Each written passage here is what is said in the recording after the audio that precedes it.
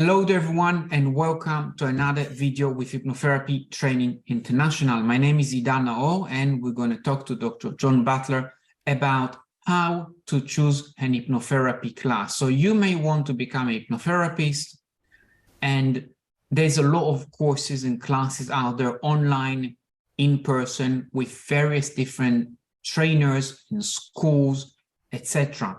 So Dr. Butler, you've been doing this hypnotherapy for over 40 years and teaching for well over 30 years, and you've been rubbing shoulders with some of the world's giant hypnotherapists such as Gil Boyne, and in fact you are continuing his legacy of transforming therapy.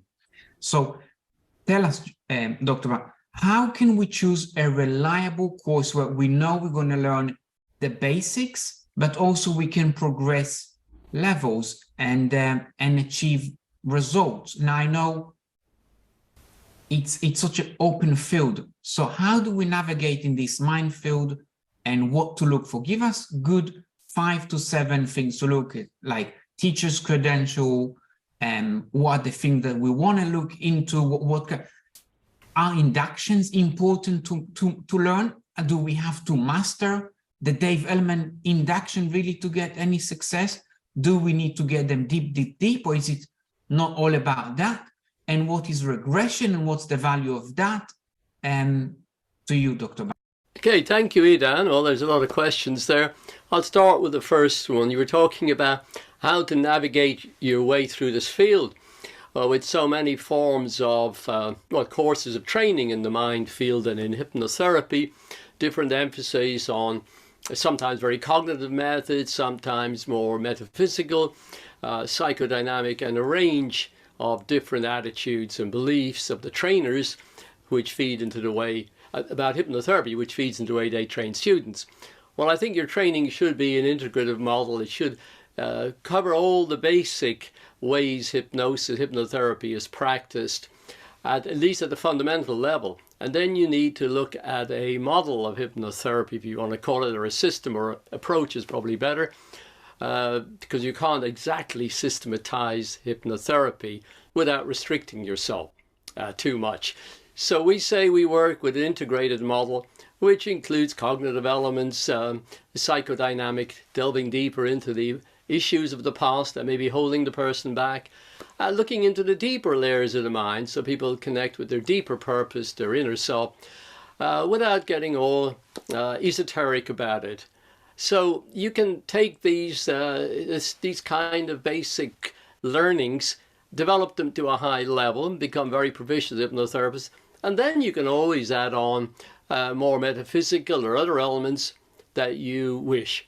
And so that's up to the individual. But a good course covers the foundations and doesn't restrict you. Now, it's a minefield, I think, as has been just referred to earlier. It's a cliche, but there are many minds. You can spend a lot of time and energy and money going into training and then find you have been seriously misled. It's an unregulated field. There are various quasi-official standards, but really they don't have power in law of any significance. So really people are free to set their own standards in this field. And I've been involved with setting regulatory standards for self-regulation, that is, since 1984. Now, investigation is critical to make sure you're getting good training. You start with finding the best trainers, those who have real achievement, and look at their past record. If you wish, ask them directly to demonstrate a phenomenal hypnotherapy. If somebody can't, at the snap of the fingers, demonstrate analgesia, something like catalepsy, eyes, or other cataleptic effects, or say basic phenomena of artificially induced amnesia, simpler of the simplest demonstrations of hypnotic phenomena. If they can't do that, really they're unlikely to know very much about hypnosis and hypnotherapy. So get the best teachers, investigate it thoroughly, not just the marketing claims or where you may be just joining a cult where there's a halo effect somebody's built up through journalism, through marketing, celebrity chasing or some other means to create this image that you're getting the best in the field. So having looked at the best trainers, and there's a range of abilities out there obviously, then you look for the best study materials. What does that mean? Well, work by people who have really done the work in the field. They've written it up. For example, you can see videos of their work. Their writings are practical, they're skills-based, skills-oriented at least, containing the things you need to know as a practicing hypnotherapist. Now, when you've got a good library built up of these study materials, you need to immerse yourself in them. Then you have to do an awful lot of practice on a lot of people to develop those skills. So the first 2 or 3 years, and even though you've learned a lot on the course where there's been supervised practice of skills, and if there is not a lot of practice properly supervised, then the course is lacking in that area. You need to come out with proficiency in skills. Then you need to practice on people who will be volunteers or learning to work with clients on the more basic issues for which hypnotherapy is used. Then you work on yourself, your own baggage, your own problems from your past, or anything else that may be inhibiting and sabotaging your progress. The really good therapists that you train would have a deep understanding of the principles which underlie the techniques. They will also have a great deal of knowledge of hypnotherapy and all the fields that relate to hypnotherapy, fields of mind study through psychotherapy, counseling, and so on, which can be very appropriately used in hypnotherapy because those talk therapies have developed out of hypnotherapy in the first instance.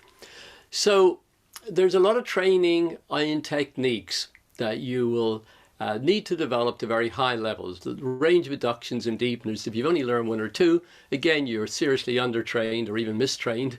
Your clinical skills are practice on the course, how to listen, how to communicate, how to analyze what the clients are saying, and work to uncover deeper roots of problems.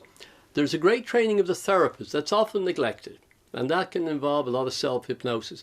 Now, training of the therapist, to give an analogy from Bruce Lee, the great martial artist, commented on this. He said, there's a great imbalance between training of the martial artist and training of techniques.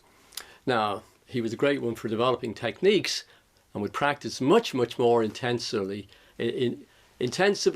and relentlessly to develop his techniques. But he said, that's still only a part of it. Training of the athlete, neuromuscular coordination, cardiovascular, and so on, endurance, because that's the foundation through which the skills are developed and given their power. So in the same way, a hypnotherapist must work on themselves to become an effective therapist. Gil Boyne often said about 15% of hypnotherapists are truly effective, and the data tend to support that. Many people get benefits from therapy, which are largely placebo and some positive thinking effects.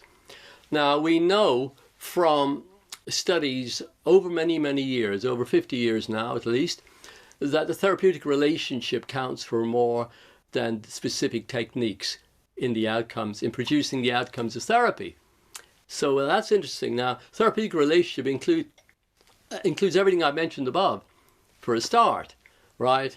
All that you're bringing as a therapist to that relationship with a client who's willing to cooperate, ready for change, willing to at least engage in getting ready for change. The therapeutic relationship is critical and develops a therapeutic environment where the client is empowered and feels safe and understood enough to be able to begin to change, to take risks, to look at themselves differently. Now, Rogers, the famous developer of counseling techniques in the 20th century, he made a statement about the core conditions, the 3 main core conditions for effective therapy. And these were developed later to become the 10 core traits of the effective therapist by Stephen Rothstein. And you need to learn about these and develop them. Many courses don't even know about them or teach them.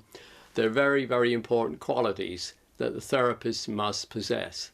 And so a good course will cover them. In our courses, Hypnotherapy Skills for Life Changing, and in our clinical hypnotherapy course, we start off teaching those. and you learn a lot about them.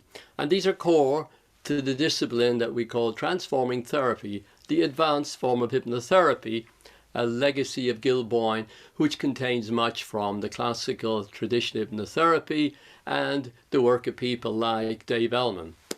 Now, there's a lot to be said about some of the things, the points that were mentioned earlier. What are the differences in the way schools teach and learn? Well, we believe in for example, the American Council of Hypnotherapists, trainers are free to teach in their own way to a great degree, as long as they cover the fundamentals. Now, there'll be differences in learning about analytical hypnotherapy, how deeply you learn that, how effectively your methodologies are, about how uncovering takes place, regression techniques, how to deal with what's uncovered. There's a great deal of therapeutic knowledge and skills involved in that. Inductions, there's many forms of them, and some of these points I will go into more detail in other videos, so it will be impossible to cover them all in any great depth in a short video of this kind. So deepening methods, we have a great range of those, great ways to develop the trance, and we cover that complex topic about the depth of trance, how related it is to outcomes.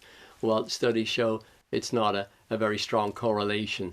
It can facilitate things, it can be helpful in some situations more than others, and occasionally very helpful. But most of the time, the drivers for change have nothing to do, or very little rather, to do with the quality or depth of the trance itself. All right, that's a minor factor, and it can be developed anyway with the client if the therapist knows much about the trance and how to develop it. They can guide a person who would normally inhibit the trance into far more profound levels of trance. But if the client is not committed to change, doesn't matter how deep that trance may be, they'll find ways to inhibit the suggestion effects, they'll find ways to sabotage the therapy even. So we must work on those factors often as a priority, more than simply the depth of trance, which actually in many cases is not that difficult to develop anyway. Now, I should say, along with becoming successful in hypnotherapy, you need to develop a level of entrepreneurial skills. And that covers everything from running a business, the financial side of it, marketing and advertising, etc. So those things are very important too when you're self-employed as a hypnotherapist. And they don't take all that long to learn. Now, if you want more information about any of this, please get in touch with us at HTI by email, text, phone, or whatever. You can visit the website, hypnotherapytraininginternational.com, where we will give you a lot of guidance adapted to your needs, not some kind of hard sell.